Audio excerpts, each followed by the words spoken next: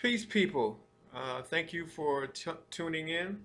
Um, uh, I wanted to, first of all, talk about the fact that I said I was going to leave my contact information. I don't know if you all saw the the little post that I printed, the information that I printed. I said I would leave my information, and I did mean that. I was just looking for I was looking for a way to do that where it wouldn't be so overwhelming to me because I got, a ton of things that I'm trying to get done. Uh, but I will get to you. Um, a lot of you have questions that you want answered um, um, that you might want answered a lot sooner than I can get to you.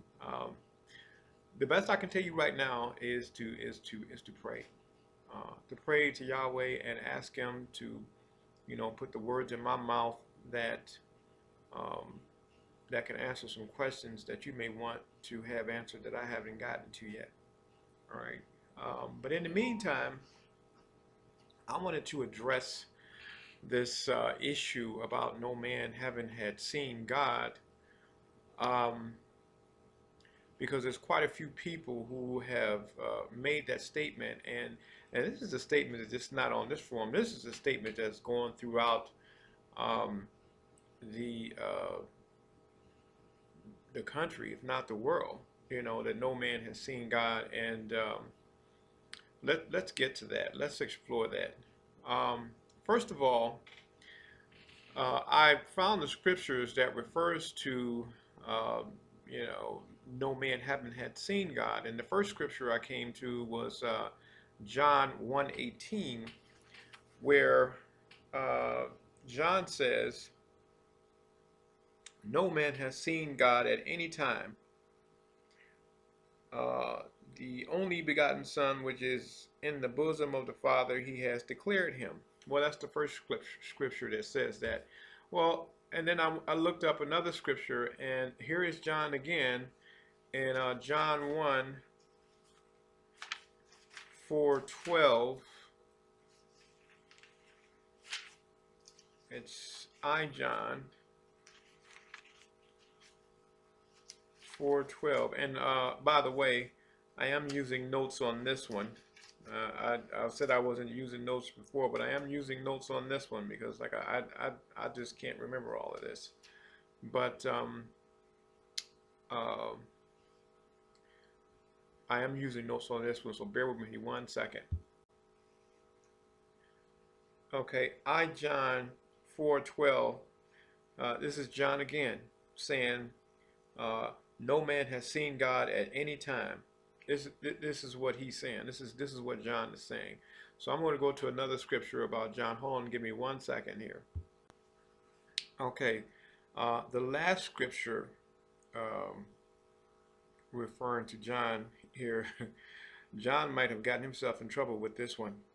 It says, "Beloved, follow not that which is evil, but that which is good. He that does good is of God, but he that does evil has not seen God." Okay, that's very interesting that he said that because we're going to get to some other things. Just give me 1 second. Okay, I wanted to refer back to uh, the first book of John, John 6, verse 46. Now, this is Jesus talking, okay, and he says, "Not that any man hath seen the Father, except which he is of God. He hath seen the Father." Now, this is Jesus talking, okay, so he just contradicted what John just said. John just said that no man has seen God, and here Jesus is saying, okay, well, if you're of the Father, then you have seen the Father. This is what Jesus said, okay? But this is just the beginning of the scriptures that I have for you to show you that there are people who have seen the Creator. Um, so bear with me 1 second. Okay. referring back to, we're going to go to Genesis 32, verse 30. And in Genesis 32, verse 30, it says, "And Jacob called the name of the place Peniel, for I have seen God face to face, and my life is preserved." Now, this is Jacob talking. This is the man who, has caused a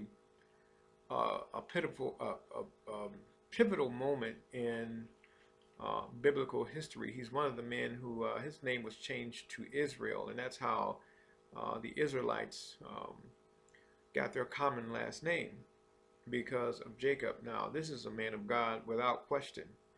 So, in the scripture that we just read, it says in John 6, verse 46.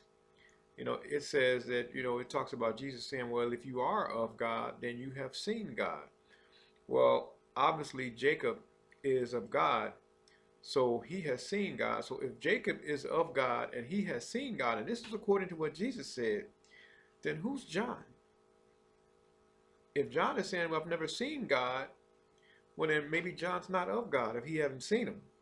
Because Jesus said, if you are of God, then you have seen him.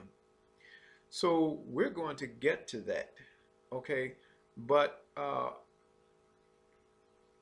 we're going to before we do that, we're going to explore all the rest of these scriptures that I found referring to people that have seen God. So we're going to go to Genesis 33, verse 10, and in Genesis 43, verse 10, it just basically reemphasizes something that Jacob said, and it said, "And Jacob said, Nay, I pray thee now that I have found grace in thy sight, then receive my present at my hand, for therefore I have seen thy face as though I have seen the face of God, and thou wast pleased with me." Now he's talking about his brother Esau. Okay, this is when Esau came to meet Jacob as he was traveling, and he's not calling Esau God, but what he is saying is that I've seen your face just like I've seen God's face. So that's what Jacob is saying here. And it's basically, it's a comparison to the fact that I've seen your face just like I've seen God's face. So let's go to Numbers 14, verses 14.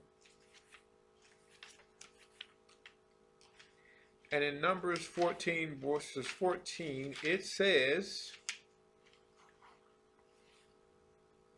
"And they will tell it to the inhabitants of this land, for they have heard that the Lord art among this people, that thou, Lord, art seen face to face, and that thy cloud standeth over them, and that thou goest before them by daytime in a pillar of a cloud, and in a pillar of fire by night." Let's go to Judges. I think it's Judges 13, verse 32. I think that's what that says. I was writing this down so fast I can hardly read my own writing, but I think it's, let's see, 13.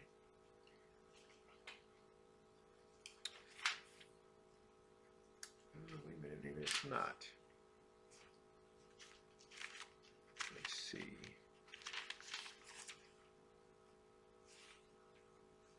Write down Judges 13.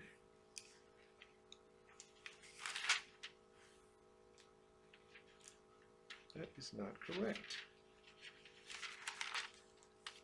All right, bear with me 1 second, please.